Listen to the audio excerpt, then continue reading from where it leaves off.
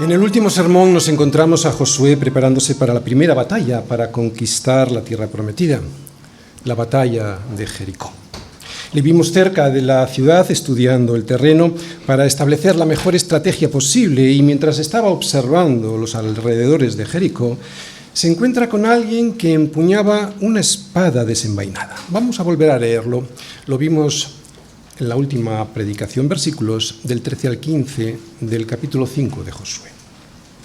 Estando Josué cerca de Jericó, alzó sus ojos y vio un varón que estaba delante de él, el cual tenía una espada desenvainada en su mano. Y Josué, yendo hacia él, le dijo: ¿Eres de los nuestros o de nuestros enemigos? Él respondió: No, mas como príncipe del ejército de Yahvé he venido ahora. Entonces Josué, postrándose sobre su rostro en tierra, le adoró y le dijo: ¿Qué dice mi señor a su siervo? Y el príncipe del ejército de Yahvé respondió a Josué: Quita el calzado de tus pies, porque el lugar donde estás es santo. Y Josué así lo hizo. Durante todo el capítulo 5 de Josué hemos estado viendo la preparación básica para la caída de Jericó. Primero, con la circuncisión como la marca exterior que les identificaba como soldados del Señor, como el pueblo de Dios. En nuestro caso es el bautismo. En segundo lugar, con la celebración de la Pascua, que representaba la comunión con Dios, recordándoles la liberación de Egipto. En nuestro caso es con la Cena del Señor. En tercer lugar, con la primera comida en la tierra prometida, antes de entrar a poseerla, que les mostraba que Dios les seguía sosteniendo, dándoles los ánimos y las fuerzas que necesitaban para la pelea. En nuestro caso, son las primicias del Espíritu. Y el cuarto punto, no solo necesario, sino imprescindible para poder tomar Jericó, se completa con la aparición de este soldado tan especial que ve Josué. La aparición de este soldado es lo que lo cambia todo. Él, frente a nosotros, diciéndonos que se hará cargo de la pelea y nosotros obedeciendo sus órdenes. Esta es la última condición requerida para que los planes del Señor nos sean revelados y el poder, su poder, se active en nuestra lucha diaria. Encontrarnos con el Señor en el campo de batalla. Cuando vivimos en sumisión, claro, en alegre sumisión a su voluntad revelada en su palabra, es cuando Él se presenta y nos anima y nos da la guía que necesitamos para poder vencer. Cuando somos responsables y salimos a las cercanías de Jericó para preparar la batalla que tenemos por delante, se nos aparecerá el Señor como a Josué para darnos ánimos, guía y consejo. Esto es lo que aprendimos en el último sermón, que la última pieza del plan para conquistar Jericó la ha de poner el Señor mismo, que debemos preocuparnos mucho más por encontrarle a Él en el campo de batalla para saber cuáles son sus planes para nosotros, que de las estrategias que, aun siendo necesarias, a veces son en las que basamos nuestras esperanzas para poder asaltar la muralla que protege la ciudad enemiga. Hay que organizarse en la batalla. Por supuesto, lo vemos por toda la Biblia. Hay que establecer una estrategia de ataque contra nuestros enemigos, que son nuestra carne, el mundo y su sistema de valores, y Satanás, que nos quiere esclavos de su proyecto de destrucción. Sí, claro que sí. Pero sin el soldado con su espada desenvainada, dispuesto a luchar, que vimos, que acabamos de leer en los versículos del 13 al 15, nuestra lucha será inútil. Esto es lo que cambia las cosas. Esto es lo que lo cambia todo. Primero, reconocer quién es nuestro comandante. Segundo, escuchar lo que tiene que decirnos sobre la estrategia que nos dará la victoria. Y tercero, como hemos visto en Josué, adorarle y obedecerle en todo, sin condiciones. Si lo hacemos así, muchas veces llegaremos a las murallas que queremos derribar y descubriremos que se han caído solas. Pero ¿realmente este soldado es el comandante en jefe de los ejércitos del Señor? ¿Realmente podemos ver al Señor Jesucristo en estos versículos? Señor Jesucristo preencarnado antes de encarnarse en Jesús, en estos versículos del 13 al 15. Vamos a volver a leerlos. Estando Josué cerca de Jericó, alzó sus ojos y vio un varón que estaba delante de él, el cual tenía una espada desenvainada en su mano. Y Josué, yendo hacia él, le dijo: ¿eres de los nuestros o de nuestros enemigos? Él respondió, no, mas como príncipe del ejército de Yahvé he venido ahora.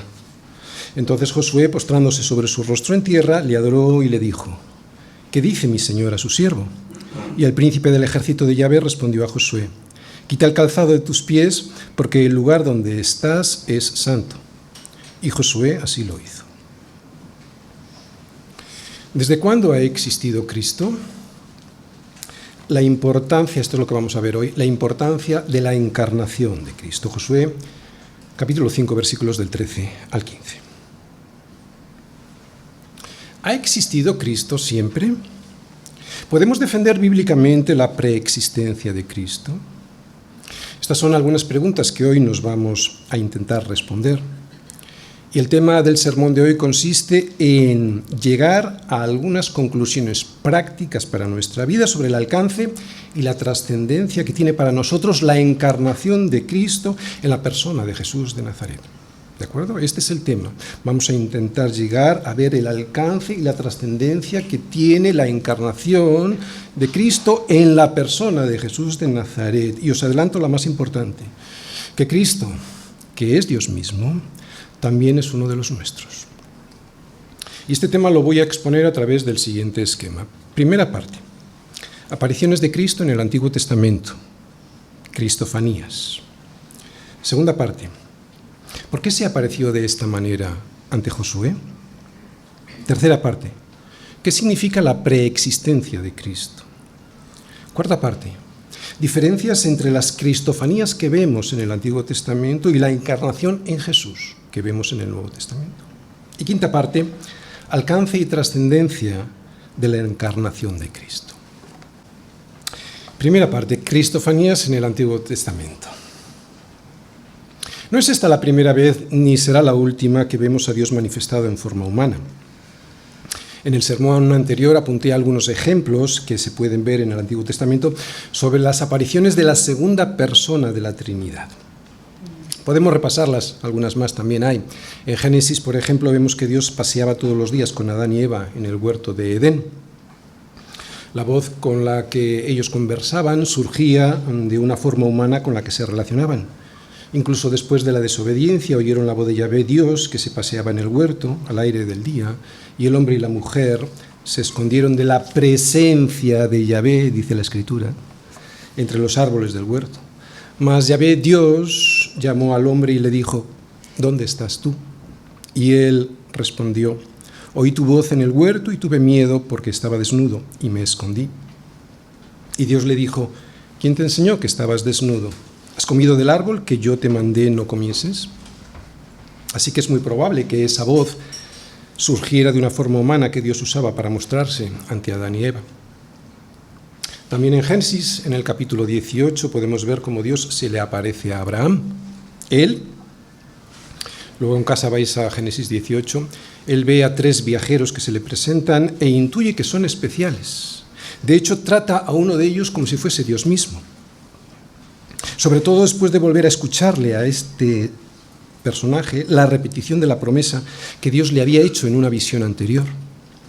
Este hombre le dijo, hombre entre comillas, este hombre le dijo, de cierto volveré a ti y según el tiempo de la vida, he aquí que Sara tu mujer tendrá un hijo. O sea, dentro de 9 meses o de un año volveré y veremos que Sara tu mujer tendrá un hijo. Aquí tenemos la promesa que Dios le había hecho a Abraham, repetida de nuevo para que Sara, que estaba escuchando, la pudiese escuchar. Pero es que además, en este capítulo, vemos a Abraham negociando con este hombre como si fuese Dios mismo. Eran 3, pero 2 ya habían salido hacia Sodoma para destruirla. Y Abraham le pregunta, si hallares 50 justos en la ciudad, ¿la destruirás? Y este hombre, entre comillas, le dice, no lo haría. ¿Y si hallares 30? No, tampoco. ¿Y 20? Y volvió a decirle, no se enoje ahora mi señor si hablare solamente una vez. Quizá se hallarán allí 10. No la destruiré, respondió, por amor a los 10. Y Yahvé se fue. Luego que acabó de hablar a Abraham, y Abraham volvió a su lugar. Es evidente, lo dice el relato, y Yahvé se fue, que con quien estaba negociando Abraham la salvación de Sodoma era con Dios mismo. En Génesis 22 tenemos un pasaje muy conocido por todos nosotros. Allí vemos cómo Dios le pide a Abraham que sacrifique a su único hijo, Isaac.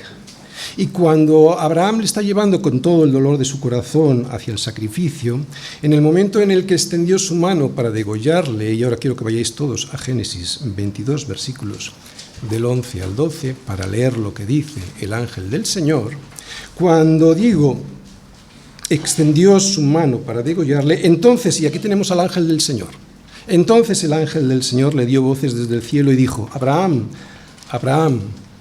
Y él le respondió, heme aquí.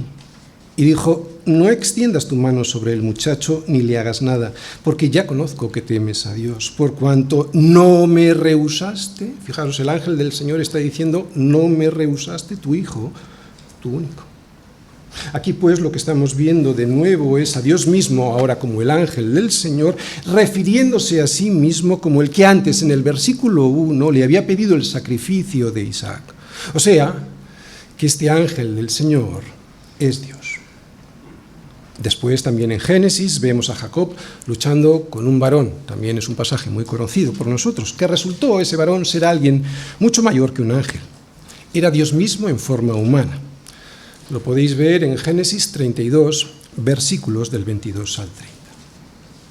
Después, en el libro de los jueces, veremos, o podemos ver, o podréis leer, que el ángel del Señor en forma humana, Dios en forma humana, se le apareció a Gedeón. Y el ángel del Señor se le apareció y le dijo, el Señor está contigo, varón esforzado y valiente. En el mismo libro de los jueces vemos el nacimiento de Sansón. Allí vemos que a la que iba a ser su madre, la madre de Sansón, se le apareció el ángel del Señor y le dijo, he aquí que eres estéril y nunca has tenido hijo, pero concebirás y darás a luz un hijo. Y la prueba de la deidad de este ángel del Señor es cuando se vuelve a manifestar este ángel del Señor delante de esta mujer y de su marido, Manoa. Y dijo Manoa, el marido, a su mujer, ciertamente moriremos porque a Dios hemos visto. Cristofanías. Hay más cristofanías en el Antiguo Testamento, algunas de ellas como el ángel del Señor que estamos viendo en Josué con su espada desenvainada en su mano. Como ya dijimos en el sermón anterior, estas apariciones de Dios a los hombres se llaman cristofanías y son manifestaciones de Dios Hijo antes de su encarnación definitiva en forma humana en la persona de Jesús. Así pues, la segunda persona de la Trinidad se apareció en diferentes momentos de la historia en el Antiguo Testamento como Dios preencarnado, una manifestación de Dios Hijo a los hombres que en ocasiones vemos que es llamado el ángel del Señor. Y sabemos que era Dios porque en todas esas ocasiones le vemos que hablaba como Dios, que recibía adoración como Dios y que hacía milagros, señales y prodigios como solo Dios los puede hacer. Como vimos en este pasaje y como podemos ver en todo el libro de Josué. Pero, ¿por qué se le apareció a Josué en esta ocasión? ¿Cuál fue el motivo? Segunda parte. ¿Por qué se apareció de esta manera a Josué? Estando Josué cerca de Jericó, alzó sus ojos y vio un varón que estaba delante de él, el cual tenía una espada desenvainada en su mano. Y Josué, yendo hacia él, le dijo, ¿eres de los nuestros o de nuestros enemigos? Él respondió, no. Fíjate para lo que he venido, Josué, mas como príncipe del ejército de Yahvé he venido ahora. Entonces Josué, postrándose sobre su rostro en tierra, le adoró y le dijo, ¿qué dice mi señor a su siervo? Y el príncipe del ejército de Yahvé respondió a Josué, quita el calzado de tus pies porque el lugar donde estás es santo. Y Josué así lo hizo. ¿Por qué se apareció de esta manera a Josué? Bueno, por varios motivos. El primero era para recordarle a Josué que la guerra no era suya, que la guerra era del Señor. Josué, es cierto que te he puesto a los mandos del ejército de Israel, pero el príncipe del ejército de Yahvé soy yo, por eso he venido ahora. Tan es así, Josué, que he venido personalmente para dirigir la batalla que va a empezar en Jericó. Esta guerra es mía, por eso he traído a mi ejército de ángeles para librarla. Josué, ¿recuerdas la promesa que te hice de que esta tierra sería tuya? Pues aquí estoy, y vengo a cumplirla, porque yo soy el Dios del pacto. Josué, vengo a animarte y a recordarte que, así como estuve con Moisés, estaré contigo. No te dejaré ni te desampararé.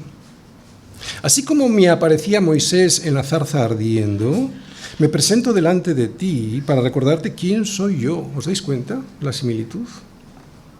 Dios apareciéndose a Josué. Por eso quita el calzado de tus pies, porque el lugar donde estás es santo. ¿Y sabes por qué este lugar es santo? Porque soy yo quien lo santifica con mi presencia, Dios. Por eso, Josué, y como estás delante de la presencia de Dios mismo, vas a quitar el calzado de tus pies, como le mandé hacer a Moisés cuando me presenté delante de él. Josué, te ha de quedar muy claro que la victoria que vas a obtener, soy yo quien te la da. Por eso estoy hoy delante de ti, porque yo soy el que está peleando por todo mi pueblo. Y si la batalla no la peleara yo, entonces nada podrías hacer, ni tú ni tus ejércitos.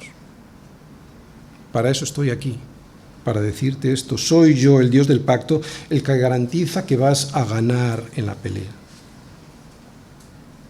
Por esto puede decir Pablo a los filipenses, con semejante contundencia, que estaba persuadido de esto, que el que había comenzado en ellos la buena obra, la perfeccionaría hasta el día de Jesucristo, porque no se trataba de ellos, se trataba del Señor en ellos. Por eso se apareció el Señor a Josué, para que supiera él y para que supiéramos nosotros que sin Cristo la batalla por la tierra que nos regaló no se sostiene, que es Él quien va delante de nosotros abriéndonos el camino. Debemos saber que la presencia del ángel del Señor entre su pueblo siempre ha sido una realidad en el Antiguo Testamento ayer y que lo es en la Iglesia hoy. Ayer lo estamos viendo en este pasaje, por ejemplo, de Josué. Hoy, he aquí, yo estoy con vosotros todos los días, hasta el fin del mundo, nos dice el Señor. Siempre Él en la batalla con nosotros. He aquí, yo estoy con vosotros todos los días, porque sin mí no seríais capaces, imposible de vencer a los reyes amorreos y cananeos que están asentados en vuestro corazón y deseando permanecer en él. Imposible. Solo Dios mismo es capaz de arrancarlos de allí, y yo creo que eso es algo que nosotros todos aquí lo sabemos perfectamente. Tercera parte. ¿Qué significa la preexistencia de Cristo? Estando Josué cerca de Jericó, alzó sus ojos y vio un varón que estaba delante de él, el cual tenía una espada desenvainada en su mano. Y Josué, yendo hacia él, le dijo: ¿Eres de los nuestros o de nuestros enemigos? Él respondió: No, mas como príncipe del ejército de Yahvé he venido ahora. Entonces Josué, postrándose sobre su rostro en tierra, le adoró y le dijo: ¿Qué dice mi señor a su siervo? Y el príncipe del ejército de Yahvé respondió a Josué: Quita el calzado de tus pies, porque el lugar donde estás es santo. Y Josué así lo hizo. A Dios nadie le vio jamás. El unigénito Hijo, que está en el seno del Padre, Él le ha dado a conocer, nos dice el Evangelio de Juan. Y esto es lo que estaba viendo Josué, a Dios, pero en la segunda persona de la Trinidad en forma de hombre, preencarnado antes de Jesús. Si el príncipe del ejército de Yahvé le está diciendo a Josué que es Dios, y que por eso ha de quitarse el calzado de sus pies, y sabemos que Dios, o a Dios, nadie le vio jamás ni le puede llegar a ver, entonces está claro que Cristo existía desde antes de su encarnación en Jesús. ¿Os dais cuenta? Porque este hombre, este príncipe del ejército, recibió adoración, por ejemplo. 3 datos que se pueden comprobar en las Escrituras antes de entrar en el fondo de esta cuestión de la preexistencia de Cristo desde siempre. Primero, sobre la primera persona de la divinidad. Sabemos que Dios Padre es invisible, Y en la Biblia siempre vemos sus apariciones, estoy hablando de la primera persona de la divinidad, estoy hablando de Dios Padre. Sus apariciones, ¿cómo las vemos en la Biblia siempre? Truenos, relámpagos, ¿verdad? La Shekinah, la gloria de Dios como la Shekinah. O sea, a Dios Padre nunca jamás le vio nadie. Segundo punto, sobre la tercera persona de la divinidad. Sabemos que las apariciones de la tercera persona de la deidad se han manifestado a los hombres en forma corporal, material. Por ejemplo, como una paloma. Jesús, después que fue bautizado, subió luego del agua, y aquí que los cielos fueron abiertos, y vio al Espíritu de Dios que descendía como paloma, y venía sobre él. ¿Vale? Por ejemplo. También como llama de fuego, si recordáis, en Pentecostés. El día de Pentecostés, al descender el Espíritu Santo sobre los discípulos, se les aparecieron lenguas repartidas como de fuego, asentándose sobre cada uno de ellos, y fueron todos llenos del Espíritu Santo. Pero tercero, solo la segunda persona de la deidad se ha manifestado al mundo en forma humana. La humanidad es propia de Dios Hijo. Otra vez, la humanidad es propia de Dios Hijo. Y esto es algo impresionante para nosotros porque nosotros compartimos esa humanidad con Él, aunque en nuestro caso es caída, hasta que estemos glorificados, ¿no? Las teofanías en forma humana, o sea, las cristofanías, porque las que son en forma humana son cristofanías que vemos en la Biblia, son la evidencia de la preexistencia del Señor Jesús. El Hijo de Dios, el Verbo, no comenzó su existencia en algún momento antes de la creación, ni tampoco en algún momento histórico concreto de la misma. Juan empieza su evangelio muy claramente. En el principio era el Verbo, Jesús, y el Verbo era con Dios, y el Verbo era Dios. Este era en el principio con Dios. Todas las cosas por Él fueron hechas, y sin Él nada de lo que ha sido hecho fue hecho. No se puede ser más contundente, más claro, no se puede decir. Dios Hijo, pues, nunca fue creado. Dios Hijo existe eternamente en forma de Dios y en unidad con el Padre y con el Espíritu Santo. Pero antes de nacer en Belén, como Jesús, se manifestó, y es lo que estamos viendo, por ejemplo, en Josué, se manifestó en ocasiones en forma de hombre. Como digo, es lo que estamos viendo en el capítulo 5 del libro de Josué. Y es Dios, lo sabemos, ¿por qué? Porque ningún ángel admitiría la adoración que el ángel del Señor recibe de Josué al postrarse sobre su rostro en tierra, a no ser que fuera Satanás o Dios mismo. Además, el ángel del Señor afirma su divinidad diciéndole a Josué que se descalce delante de su presencia, la presencia de un Dios santo que santifica la tierra que está pisando Josué. Así que la preexistencia de Cristo es una evidencia de su deidad, y por preexistencia lo que queremos decir es que Cristo existía como Dios desde antes de su nacimiento en Belén. Hay varias profecías en el Antiguo Testamento sobre Jesús que indican que existe desde siempre. La profecía de Isaías, que predice su nacimiento virginal, dice: «He aquí la Virgen concebirá y dará a luz un hijo, y llamará su nombre ¿cómo? Emmanuel». ¿Qué significa? Dios con nosotros, exactamente. Sobre su nombre, también en Isaías, ¿qué se nos dice? Porque un niño nos es nacido, nos es dado un hijo, y el principado sobre su hombro, y se llevará su nombre, todos vienen con mayúscula, pero algunos son muy contundentes. Será llamado como admirable, consejero, Dios fuerte. Dios fuerte. Jesús llamado Dios fuerte, Padre eterno, Príncipe de paz. Pero no solo eso, también Cristo mismo reafirmó su preexistencia. Por ejemplo, Jesús les dijo a los judíos: de cierto os digo, antes que Abraham fuese, yo soy. Otra vez, y esto es de lo que se escandalizaban los judíos, por eso querían matarle, porque se hacía como Dios. Antes de que Abraham fuese, yo soy. No se puede ser más explícito sobre su preexistencia. Esta frase en su construcción gramatical es un tanto extraña, evidentemente, porque tiene el mismo verbo conjugado de diferente manera para Abraham y para Jesús. Para Abraham, como ser creado, se utiliza el pasado. Y sin embargo, para Jesús, un presente continuo y atemporal. Este presente solo puede entenderse como aplicado a Dios mismo, quien es, pero que nunca llegó a ser. ¿Entendéis? Yo soy. Quien es, pero nunca llegó a ser. Y sin embargo, Abraham, como hombre, como criatura, llega a ser.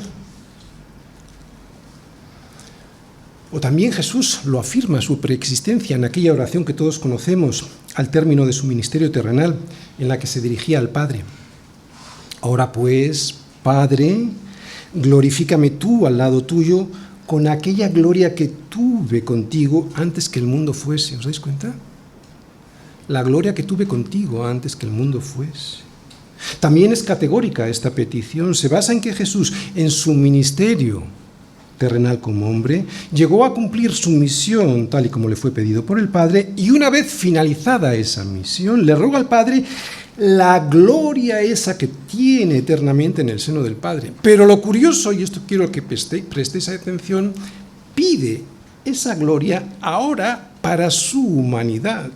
Algo muy interesante que enseguida vamos a intentar aclarar. Jesús pide la glorificación de su humanidad con la gloria que eternamente tiene como Hijo después de haber realizado la obra salvadora de redención.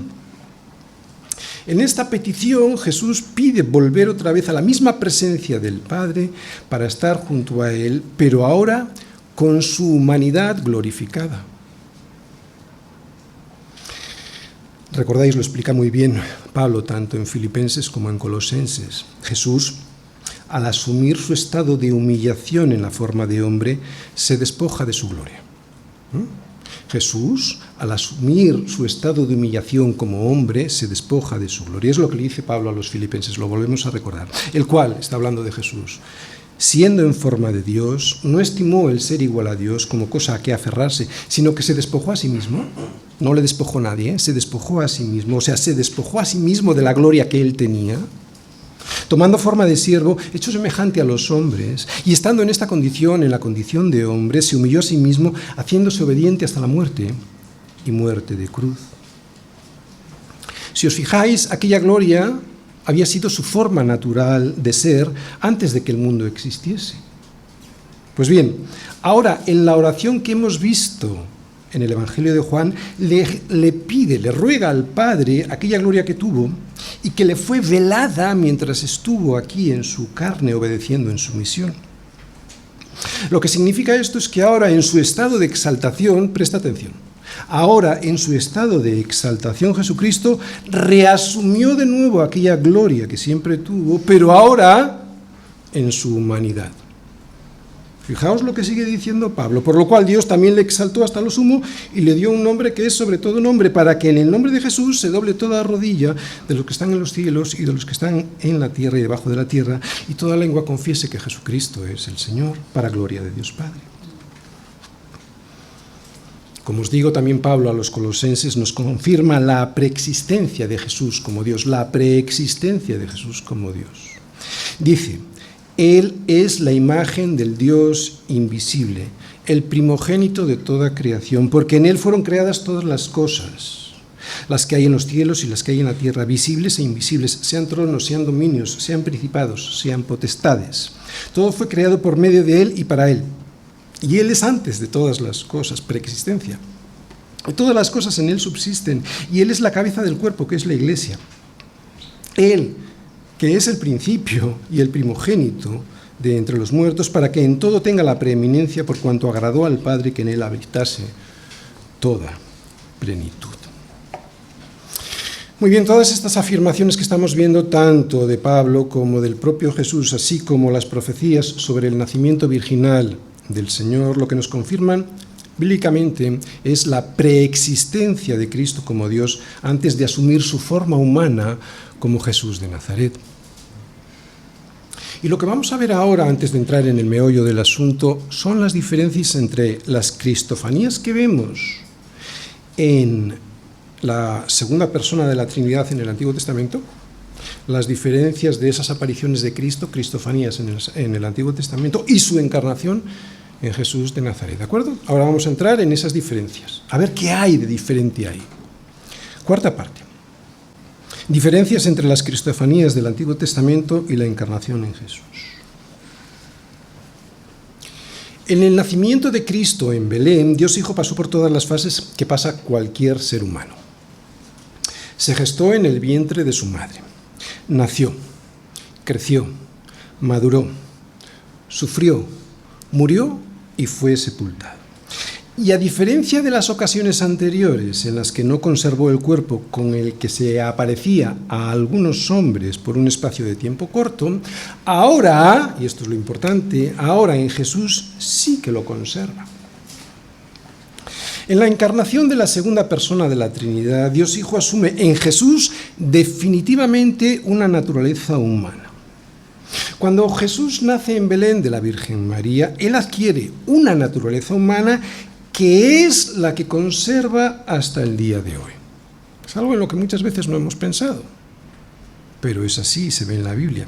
De hecho, en la ascensión de Jesús al cielo mientras subía, no se deshizo de su cuerpo, lo que significa que Él hoy tiene el mismo cuerpo con el que partió. Claro, es un cuerpo glorificado, el cuerpo de la resurrección glorificado. Por lo tanto, Él permanecerá para siempre como Dios hombre por la eternidad. Así que tú y yo tenemos a alguien de los nuestros en el trono del cielo. Tenemos a un representante de la raza humana sentado a la diestra de Dios. ¿Te das cuenta de lo que esto significa? ¿No te parece excelente, increíble? Lo que significa esto es que en la encarnación Dios Hijo se vuelve uno de nosotros. Las cristofanías que vemos en el Antiguo Testamento apuntaban a ese día en el que Dios Hijo asumiría definitivamente una forma humana. Jesús de Nazaret es Dios hombre por toda la eternidad.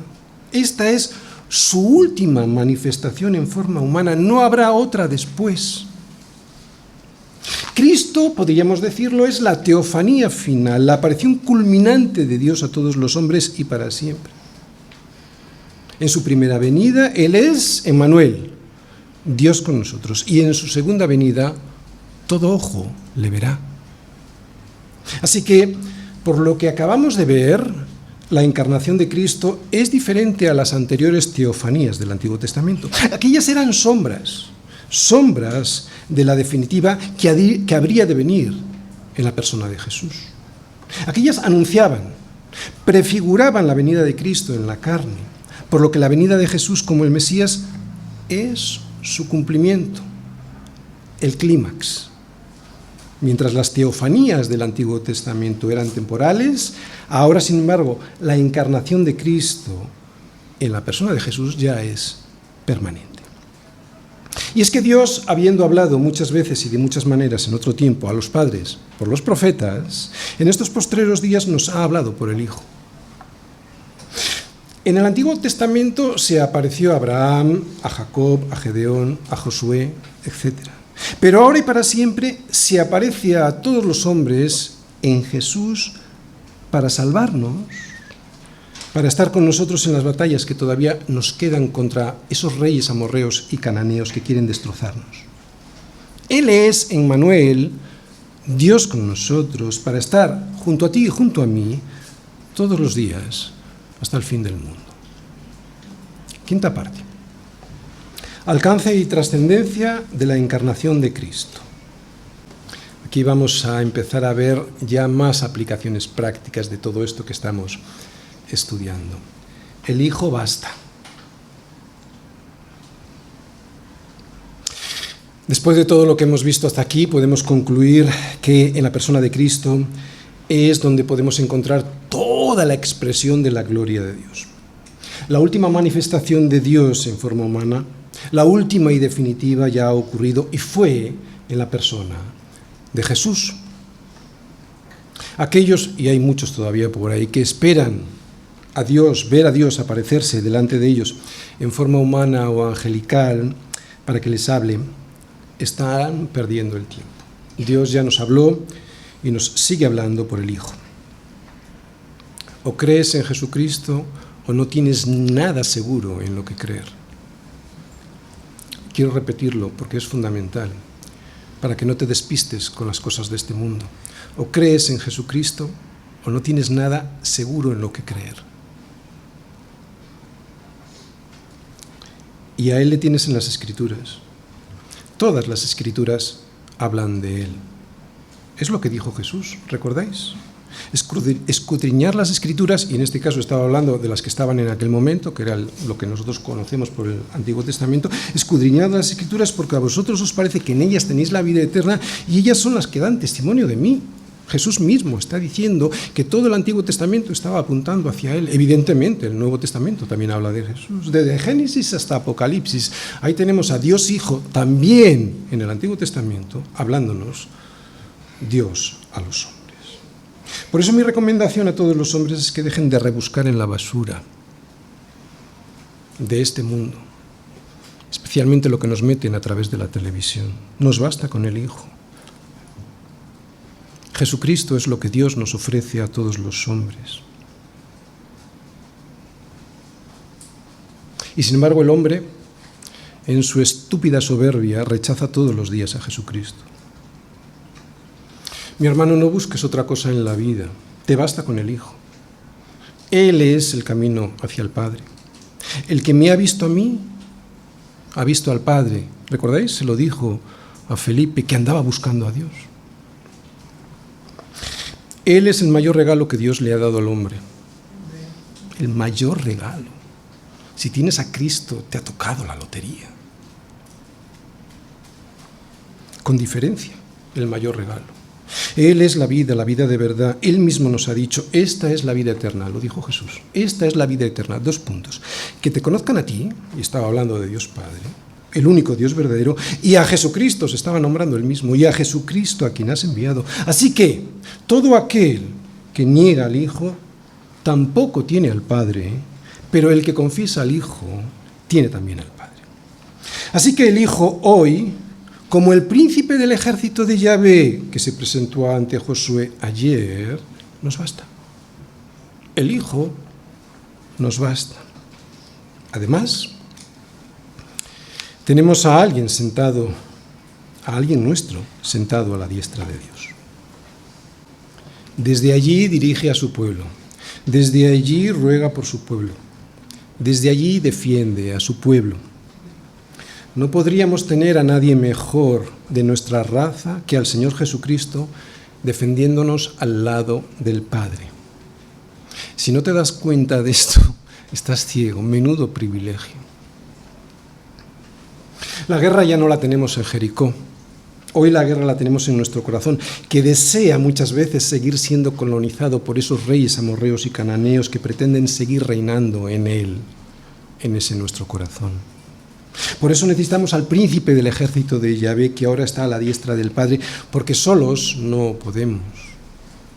Y lo necesitamos para defendernos de todo lo que hay en el mundo, o sea, de los deseos de la carne, de los deseos de los ojos y de la vana gloria de la vida.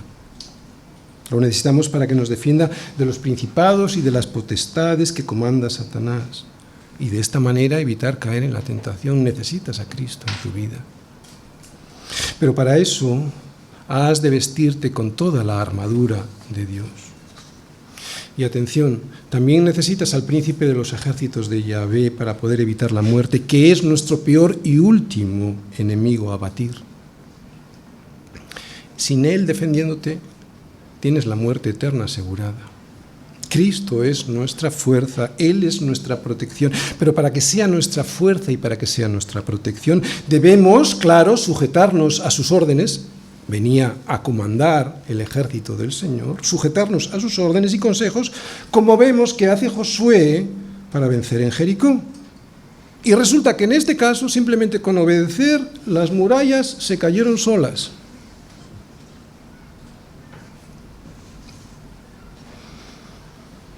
¿Le tienes a Él? ¿De verdad le tienes a Él? Porque si le tienes a Él, ¿para qué escuchas al mundo? ¿Por qué le tienes tanto miedo al mundo y a sus circunstancias? si dices que tú tienes a Cristo sentado a la diestra del Padre? ¿Por qué le tienes tanto miedo al mundo y sus... ¿Te das cuenta que es una incongruencia? ¿Te das cuenta que es una contradicción? Así que aquí viene otra recomendación. Si Josué se postró delante del que dijo ser el príncipe del ejército del Señor, haz tú lo mismo. Deja de postrarte delante de la televisión, por ejemplo. Póstrate delante del príncipe del ejército del Señor y deja de buscar en los contenedores de basura al que está sentado en el trono del cielo y deseando ayudarte. Si Josué se descalzó delante de aquel que dijo ser el príncipe del ejército del Señor, mi hermano, haz tú lo mismo. Obedece a tu comandante en jefe y deja de manchar con tus sandalias sucias la tierra que te ha regalado para vivir. ¿Cuál es esa tierra? ¿Cuál es tu Canaán? Un corazón limpio para Él. Pastor, ¿y cómo lo hago? Pues escucha la dirección que Él quiere darte a través de los medios de gracia que Él te ha regalado en la iglesia. ¿Cuánta gente viene a la iglesia pero no es parte de la iglesia? Los medios de gracia el Señor los reparte a través de la iglesia. ¿Cuáles son estos medios de gracia? ¿Recordáis Hechos 2:42? Perseveraban en la doctrina de los apóstoles, en la comunión unos con otros, en el partimiento del pan, que veremos dentro de un momento y estaremos participando, y en las oraciones junto con todos los hermanos en la iglesia. No dejemos de congregarnos como algunos tienen por costumbre, con cualquier excusa. No hay ninguna excusa. La excusa debería ser todo lo contrario para venir a la iglesia. No dejemos de congregarnos como algunos tienen por costumbre, sino exhortémonos. Y tanto más cuando veáis o cuando veis que ese día se acerca. ¿No estás viendo que el día se acerca? Igual eres muy joven y no lo ves, pues el día se acerca. Os lo digo yo, que ya tengo 60 años y parecía que ese día estaba muy lejos. Pero no lo está, por lo menos para mí. Mirad, que el mundo esté sin rumbo, sin dirección y sin las órdenes del príncipe del ejército del Señor es un drama. Es un drama porque en realidad lo que tienen es al príncipe de las tinieblas. Pero que lo esté un creyente, que esté un creyente sin la guía, sin la dirección, sin el rumbo del Señor, de aquel que dice que es el Señor, su Señor en los cielos y en la tierra, eso sí que es una tragedia. Eso sí que es una gran tragedia. Termino. Cristo es Dios. Si alguien rechaza la deidad de Cristo, ese no se podrá salvar. Él mismo se lo dijo a los escribas y fariseos. Por eso os dije que moriréis en vuestros pecados. Porque si no creéis que yo soy, la preexistencia de Cristo, en vuestros pecados moriréis. Por eso, como os he dicho antes, el Evangelio de Juan comienza de una manera tan poderosa explicando la deidad de Cristo, porque si no creemos que Él es, moriremos en nuestros delitos y pecados.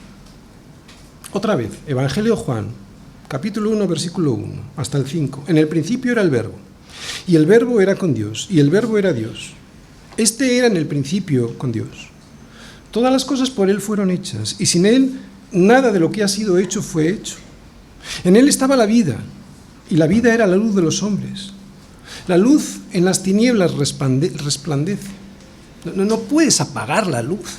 Sí puedes apagar las tinieblas con la luz. Y las tinieblas no prevalecieron contra ella.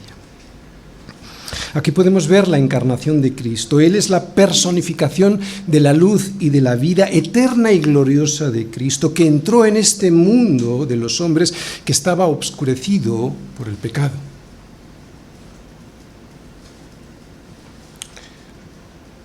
Estamos en una lucha por Jericó, pero no podremos vencer si nos separamos de la luz que nos da la vida. La luz es vida. Todo biólogo sabe que la luz es vida. Sin luz no hay vida. La luz es vida y Él es la luz que nos permite andar sin tropezar. No te engañes. Es a Él a quien tienes que reconocer en el campo de batalla. Es a Él a quien tienes que obedecer. humillándote para poder vencer en este mundo de caos y de tinieblas. Es a Él a quien tienes que seguir y en quien tienes que confiar, aunque a veces veas que las murallas que tienes que atravesar te parezcan inexpugnables. Es a Él quien está a la diestra del Padre, ante quien tienes que descalzar tus pies para no manchar con el polvo de este mundo la tierra que te ha regalado para vivir. Él sabe que tus sandalias están sucias. No te regaña por eso te las manda a quitar, para que te limpies tus pies con el agua de la palabra y el Espíritu Santo, esos pies cansados y sucios, llenos de barro. No entres a vivir, a adorar delante de la presencia del Señor con tu vida manchada. No entres a pelear por la tierra que te ha regalado sin reconocerle como quien es, el Hijo de Dios y comandante en jefe de los ejércitos del Señor. De verdad sé que puede parecer reiterativo, pero es que nos olvidamos con mucha facilidad que Él es a quien hay que mirar, que es Él a quien hay que escuchar, que es Él a quien hay que obedecer, que Él es la razón de nuestra existencia. Y mi hermano, no te engañes escuchándote a ti mismo pensando que estás escuchándole a Él. Sé honesto contigo mismo y confía solo en Cristo. Porque somos unos artistas engañándonos, pensando que estamos escuchando a Dios y estamos escuchando a nuestra propia opinión. Para eso deja todo lo que te separa de la luz de la vida y vive para su gloria, para poder recibir la recompensa de la victoria. Victoria que veremos en el libro de Josué solo para los que le sirven. Solo para los que le sirven.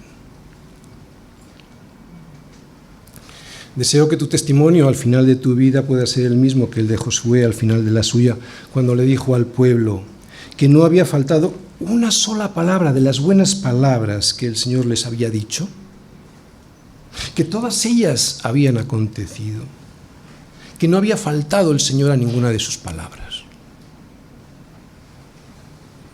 Nuestro Dios, aunque las apariencias a veces nos hagan pensar lo contrario, es fiel. No sería Dios si no. Podemos confiar en Él sin dudarlo un solo minuto. Aunque nosotros le fallemos, ni Él, ni su palabra, ni sus promesas nos fallarán. Es lo que vemos por toda la Biblia, es lo que estamos viendo en el libro de Josué. Así que ahora pues, temed al Señor y servidle con integridad y en verdad. Y quitad de entre vosotros los dioses a los cuales sirvieron vuestros padres al otro lado del río y en Egipto, y servid al Señor. Y si mal os parece servir al Señor, escogeos hoy a quién sirváis. Si a los dioses a quienes sirvieron vuestros padres cuando estuvieron al otro lado del río, o a los dioses de los amorreos en cuya tierra hoy habitáis. Pero yo y mi casa serviremos al Señor.